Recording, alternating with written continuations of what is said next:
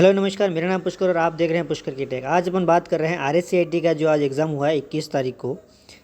तो अपन उसके आंसर के बारे में बात करेंगे। मेरे पास बी सीरीज़ का पेपर है। अगर आपके पास कोई अदर पेपर हो तो उसको अपन क्वेश्चन आंसर मिला लेना और फिर आप आंसर की से मैच कर लेना। तो मेरे पास बी पेपर है, तो चलिए शुरू करते हैं। पहले क्वेश्चन की ओर बढ़ते हैं, जिसमें लिखा हुआ है कि कागज़ को संपादन योग्य दस्तावेज में बदलने के लिए स्कैनर का तकनीक का उपयोग किया जाता है। तो स्कैनर क्या करता है, उस चीज़ को स्कैनर करता है। तो इसका जो आंसर हो गया वो स्कैनिंग हो गया। तो पहले का आंसर है बी। दूसरा है, कौन सी विंडोज़ यूटिलिटी आपको स्क्रीन पर किसी भी ऑब्जेक्ट को स्क्रीनशॉट लेने के लिए एनोटेटेड करती हैं, सहज और उस छवि को साझा करने की अनुमति देती है। तो ये जो है उसका है स्नैपिंग टूल। तो इसका आंसर निकल के आ जाएगा बी। स्नैपिंग टूल स्क्रीनशॉट को लेने से मदद करता है। तीसरा आंसर है, डोमेन नेम प्रणाली DNS प्राथमिक कार्य क्या हैं। तो इस तीसरे का आंसर है अपना ए। इसमें क्या होता है, मानव पठनीय डोमेन नाम को संख्यात्मक IP पता लगाने की अनुवाद करना। तो इसका जो आंसर निकल के आएगा वो ए हो गया। क्वेश्चन नंबर 4 है, उपयोगकर्ता ओल्ड डेटा टेक्स्ट नामक फाइल को रिसाइकल बिन में भेजे बिना उसे अस्थायी रूप से डिलीट करने का निर्णय लेता है। कि मतलब डेटा को अपने को डिलीट करते समय रिसाइकल बिन में नहीं भेजना है। तो इसकी शॉर्टकट की क्या होगी अपने पास, तो उसका जो आंसर है वो बी है। तो शिफ्ट के साथ अगर अपन डिलीट दबाएंगे तो वो फाइल अपनी परमानेंट डिलीट हो जाएगी। आगे बढ़ते हैं, अपन चलते हैं क्वेश्चन 5 नंबर की तरफ। इसमें लिखा है कि मुख्यतः उद्धृत पैराग्राफ को बाएं और दाएं मार्जिन में थोड़ा सा ऑफसेट करने के लिए, जिसे वह दस्तावेज के बाकी हिस्सों से अलग दिखाई दे। तो इसका जो आंसर होगा, ये बात कर रहा है अलाइनमेंट जस्टिफाई की। इसका जो आंसर है वो सी निकल के आ जाएगा। क्वेश्चन नंबर 6 की तरफ चलते हैं, जिसमें लिखा है कि सहयोगात्मक प्रस्तुति बनाने के लिए छात्रों को किस गूगल को वर्कस्पेस एप्लीकेशन का उपयोग करना चाहिए। तो इसके लिए अपने को क्या बनानी है, अपने को छात्रों को वर्कस्पेस बनानी है। तो इसका स्लाइड बनानी है, अपने प्रेजेंटेशन। क्या लिखा है, इंग्लिश में बोलते हैं उसको प्रेजेंटेशन। तो प्रेजेंटेशन बनाने के लिए गूगल स्लाइड का इस्तेमाल किया जाता है। तो इसका जो आंसर है वो 6 का आंसर सी निकल के आ जाएगा। आगे चलते हैं अपन क्वेश्चन नंबर 7 की तरफ, जिसमें लिखा है कि प्ले स्टोर से ऐप डाउनलोड करने के पहले उपयोगकर्ताओं को अपने नए एंड्रॉयड फ़ोन में कौन सा आवश्यक कदम उठाना चाहिए। तो सबसे पहले एंड्रॉयड में लॉगिन करने के लिए अपने को खाता पंजीकरण या साइनअप करना पड़ेगा। तो इसका जो आंसर है वो बी निकल के आएगा। तो पंजीकरण और साइनअप। 8वें क्वेश्चन चलता है, जिसमें लिखा है आप किसी प्रेजेंटेशन को बंद कर सकते हैं, निम्नलिखित में से उपयुक्त विकल्प चुनें। तो इसका जो आंसर है वो पहले वाला भी, फाइल टैब पर क्लिक करके बंद कर सकते हैं। पावर विंडो को दाईं और कोने में दिखाए जाने वाले बटन भी क्लिक कर सकती हैं और कंट्रोल W की मदद से भी अपन इसको उपयोग कर सकते हैं। तो इसका जो आंसर निकल के आएगा वो है डी। इसका सही आंसर है, आंसर नंबर डी, मतलब सभी विकल्प सही है। तो इसका आंसर है डी।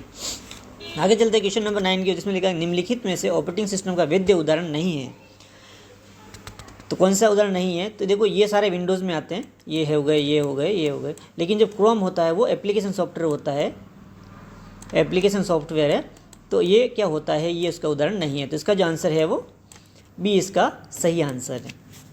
आगे चलते हैं अपन, इसमें पूछ रहा है क्वेश्चन नंबर 10, तो वाईफाई का पूर्ण रूप, मतलब वाईफाई का फुल फॉर्म क्या है। तो वाईफाई का फुल फॉर्म होता है वायरलेस फिडेलिटी। तो इसका आंसर निकल के आ गया अपना ए। आगे चलते हैं क्वेश्चन नंबर 11 की तरफ, जिसमें बताया गया है कि MS वर्ड एलिमेंट शैली का उसी विवरण को मिलान करें, कॉलम ए।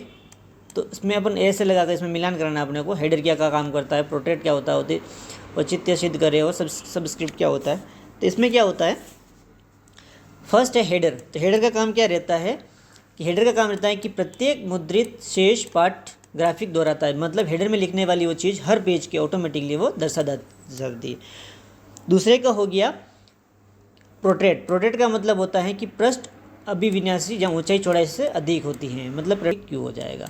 तो इसमें क्या होगा, आंसर नंबर अपना ये सही है, ए वाला। क्वेश्चन नंबर 12 की तरफ चलते हैं, जिसमें लिखा हुआ है किसी फाइल को PC में USB ड्राइव में कॉपी करते समय कमांड फाइल को उसके मूल स्थान से हटा देती हैं, लेकिन गलत। PC में कॉपी करने का मतलब वो फाइल वहाँ पे भी रहेगी।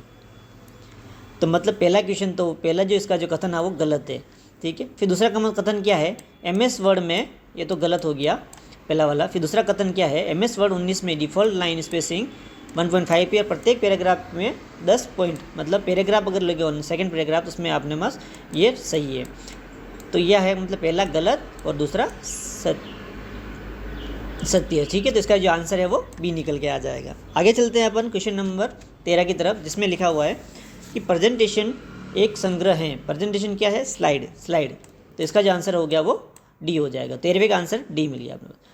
फिर लिखा है क्वेश्चन नंबर 14 की, तो क्वेश्चन नंबर 14 में अपने पास ए भी सही है और सी भी सही है, तो मतलब क्वेश्चन नंबर कौन सा हो गया? केवल फर्स्ट और थर्ड, मतलब ये वाला जो आंसर है वो इसका सही है। क्वेश्चन नंबर 15 की तरफ चलते हैं, जिसमें लिखा हुआ है माइक्रोसॉफ्ट एक्सेल वर्कबुक में सबसे छोटी इकाई कौन सी होती है? वो होती है सेल। सेल का मतलब क्या होता है कि ये जो कॉलम है और ये रो को जो बीच में कटता है इसको बोलते हैं सेल, तो ये जो है वो सेल हो जाएगा। तो इसका जो आंसर है वो डी है। क्वेश्चन नंबर 16 की तरफ, जिसमें लिखा है एक्सेल वर्कशीट को प्रिंट करने के लिए या सुनिश्चित करने के लिए किस हेडर वाली सूचना विशिष्ट पंक्ति के प्रत्येक मुद्रित पृष्ठों को दोहराया जाता है। तो मतलब ये है कि जैसे जो एक्सेल के अंदर हेडिंग होती है उसको हर पेज पे रिपीट करनी है, तो उसको बोलते हैं प्रिंट टाइटल। तो इसका जो आंसर हो गया वो सी निकल के आ जाएगा। उसके बाद क्वेश्चन नंबर 17 की तरफ चलते हैं, जिसमें लिखा है कि कौन सा उपकरण इनपुट डिवाइस भौतिक दस्तावेजों को बिटमैप में परिवर्तन करता है और आउटपुट में डील करता है। तो ये जो आंसर है वो मल्टी फंक्शन प्रिंटर जैसे वाला काम होता है, MF मल्टी फंक्शन डिवाइस, जिसके अंदर क्या होता है कि जो चीज़ होती है भौतिक है उसको बिट में भी कन्वर्ट करता है, मतलब चीज़ को स्कैन भी कर सकते हैं और आउटपुट मतलब प्रिंटर के तौर पे भी उसको यूज़ कर सकते हैं, जो मल्टी फंक्शन डिवाइसेस होती है। तो इसका आंसर हो गया अपना सी। उसके बाद क्वेश्चन नंबर 18 की तरफ चलते हैं, जिसमें लिखा है कि URL का सही उदाहरण क्या है? URL मतलब एक पूरा वेबसाइट का एक पूरा क्या है? तो इसके अंदर पूरी वेबसाइट जो दे रखी है वो ये वाले ए वाला दे रखा है, तो इसका जो आंसर हो गया वो ए हो गया, http://www.example.com। तो ये जिसका आंसर है वो ए निकल के आ जाएगा। क्वेश्चन नंबर 19 की तरफ चलता है, जिसमें लिखा है कि कीबोर्ड की फंक्शन की कितनी होती है? बिल्कुल, कीबोर्ड की जो फंक्शन की होती है वो 12 होती है। तो यहाँ पे अपना क्वेश्चन आंसर हो जाएगा वो 12 वाला, बी वाला आंसर बी और 12 की ऊंची होती है, तो इसका बी आंसर सही है। क्वेश्चन नंबर 20 की तरफ चलते हैं, जिसमें एक उपकरण जो न केवल सर्ज सुरक्षा प्रदान करता है बल्कि कटौती के दौरान, बिजली कटौती के दौरान भी बैकअप का काम करता है, तो इसका जो काम करता है वो UPS होता है। UPS अपने कंप्यूटर को बैटरी बैकअप भी देता है। क्वेश्चन नंबर 21 की तरफ चलते हैं, जिसमें लिखा है कि किस प्रकार का प्रिंटर उच्च गुणवत्ता वाली छवियों को बनाने के लिए प्रकाशन संवेदनशील वाली ड्रम और जो टोनर पाउडर होते हैं वो डलता है लेज़र प्रिंटर में। इसका जो आंसर हो गया वो डी वाला बिल्कुल इसका सही आंसर है। एक डेटा विश्लेषक के पास A2 से A6 तक नामों की सही एक सूची है, जिसमें एक नया A1 जोड़ना चाहते हैं, जिसमें सभी नामों में अल्प विराम मतलब कॉमा लगाना चाहते हैं। तो इसके लिए जो होना अपने को कोई चीज़ ऐड करनी है तो टेक्स्ट जॉइन इसके अंदर, इसका जो आंसर है वो डी फॉर्मूला इसका सही है। एक वेबसाइट का संग्रह क्या है? एक वेबसाइट का संग्रह होता है वेब पेज, तो इसका जो आंसर है वो ए होता है। तो क्वेश्चन नंबर 24 की तरफ चलता है, जिसमें लिखा है कि चुनित्या प्रक्रिया प्रमाणी मानव मशीन में अंतर के लिए इंटरनेट का उपयोग कहा जाता है। मतलब कि होता है कि ह्यूमन एंड मशीन के नाव, तो इसमें होता है कैप्चर, तो बी इसका आंसर सही है बिल्कुल, कैप्चर। क्वेश्चन नंबर 25 जिसमें लिखा है कि सुश्री गीता एक रेस्टोरेंट खाना खाने जा रही हैं, डिजिटल भुगतान स्वीकार करता है, यहाँ बिल्कुल भुगतान करने के लिए UPI ऐप का इस्तेमाल करती हैं। वह जो खाना खाने गई हैं जिसको भुगतान करने के लिए UPI का इस्तेमाल करती हैं, लेन देन करने के लिए वह काउंटर पर लगे एक द्विआयामी काले और सफ़ेद बारकोड स्कैन करती हैं, भुगतान प्रारंभ करने के लिए सुश्री गीता किस विशिष्ट घटक का स्कैन कर रही हैं? तो उसको बोलते हैं QR मतलब क्विक रेस्पॉन्स, तो ये हो गया QR कोड, उसको स्कैन करती हैं। मेरे पास ये B सीरीज़ है, आप अगर दूसरे हैं तो आप क्वेश्चन मिला लेना।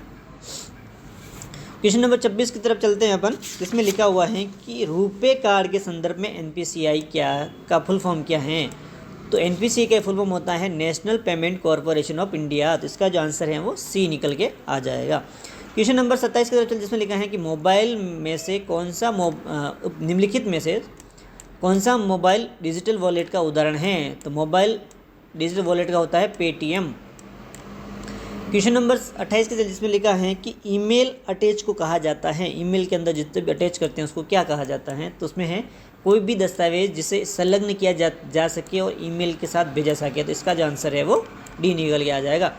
क्वेश्चन नंबर 29 से चलते, इसमें यदि आपके सिस्टम पर विंडोज़ फायरवॉल बंद हो जाए तो क्या हो सकता है? इसमें बहुत क्या होगा, क्वेश्चन नंबर 29 का डी है, इसके अंदर कि आपको सिस्टम हैकर्स और दुर्भाग्यपूर्ण सॉफ्टवेयर होने वाले नुकसान को प्रति अधिक संवेदनशील हो सकता है। क्वेश्चन नंबर 30 के चलते, जिसमें क्वेश्चन नंबर अपन 31 की तरफ चलते हैं। इसमें लिखा है, यह उपयोगकर्ता एक अनावश्यक दिखने वाला ईमेल प्राप्त होता है जिसे बैंकिंग के दावा करता है कि उसे खाता सत्यापित करने के लिए लिंक पर क्लिक करने को खाता बंद होने बचाने से होता है।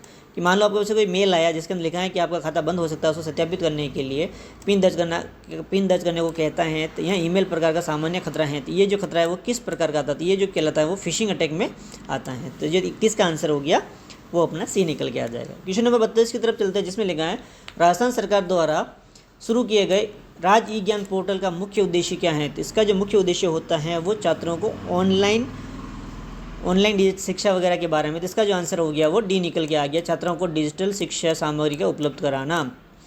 क्वेश्चन नंबर 33 का होता है, सेवा अस्वीकार DOS हमलावर पीड़ित कंप्यूटर को सिस्टम को काम करने के लिए रोकता है। तो इसका जो ये DOS करता है, ये हमला क्या करता है कि अत्यधिक ट्रैफिक या डेटा भेजकर कंप्यूटर को ओवरलोड कर देता है। इसका जो आंसर हो गया वो बी निकल के आ जाएगा। क्वेश्चन नंबर 36 की तरफ चलते हैं।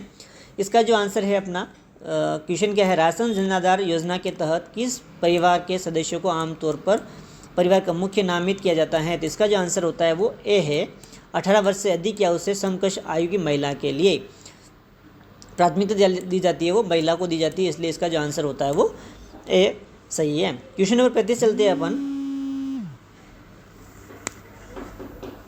राजस्थान ई गवर्नेंस की कौन सी पहल एक एकीकृत शिकायत समाधान मंच प्रदान करती हैं जहां उपयोगकर्ता अपनी शिकायत को पंजीकृत एवं ट्रैक कर सकते हैं। तो उसका जो आंसर हो, शिकायत ट्रैक कर सकते हैं पंजीकृत अपनी शिकायत, तो वो होता है राजस्थान संपर्क।